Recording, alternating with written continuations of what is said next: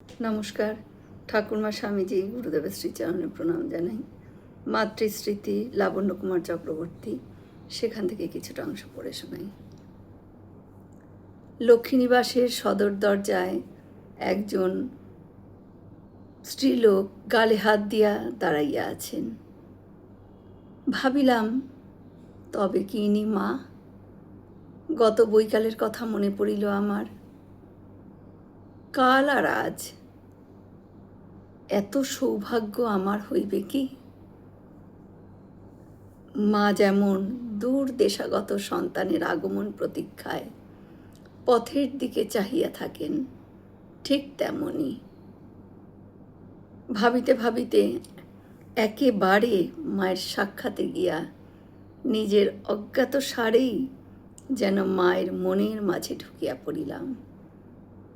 মুখের দিকে চাহিয়া বলিলাম, তুমি কি মা?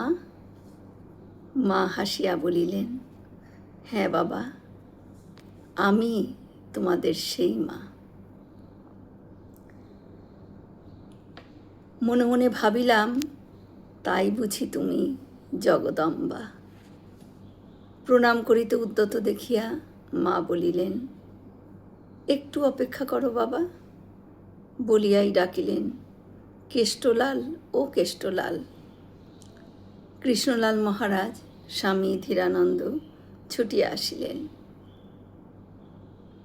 তখন মা আমার হাত হইতে সমস্ত জিনিস কৃষ্ণলাল মহারাজের হাতে অর্পণ করিয়া সমস্ত জায়গা মতন রাখিতে বলিলেন।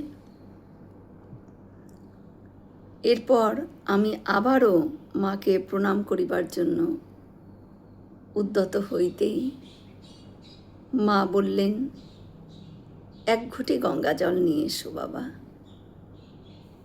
কৃষ্ণলাল মহারাজ খুব তাড়াতাড়ি পূজার উপকরণ ঠাকুর ঘরে রাখিয়া এক ঘটি গঙ্গা জল নিয়ে আসিতেই মা বলিলেন, ছেলের হাত ধুয়ে দাও। তাহাই হইল। তখন প্রাণ ভরিয়া আমি মাকে প্রণাম করিলাম। হৃদয় আমার আনন্দে ভরপুর হইয়া উঠিল, কিন্তু মনের কোণে একটু যেন কোথাও সংশয় হইল। কেন গঙ্গা জল? তবে কি অপবিত্র আমি? আমাকে মা গঙ্গা জল দিয়া পবিত্র করিলেন। মনের কথা অন্তর্যামিনী মা বুঝিতে পারিলেন। তিনি মৃদু হাসিয়া বলিলেন, ঠাকুরের পূজার জিনিস তুমি যে হাতে এনেছো বাবা, সে হাত আমার পায়ে তো দেওয়া যায় না, তাই তোমার হাত ধোয়ানো হলো। আমি কোনো উত্তর দিতে আর পারলাম না মাকে।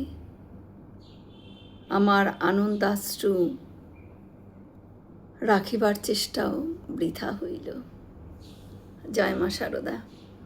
আমরা সকলে মিলে একসাথে বলি, জয় মহামাই কি জয়, জয় ভগবান শ্রী শ্রী রামকৃষ্ণ দেব কি জয়, জয় স্বামীজি মহারাজ জি কি জয়। হয়তো অনেক ভুল ত্রুটি হলো, ঠাকুর যেন আমায় ক্ষমা করে দেন। সকলে সুস্থ থাকবেন, আনন্দে থাকবেন। ঠাকুর মায়ের কৃপা দৃষ্টি সকলের ওপর বর্ষিত হোক। শুভরাত্রি।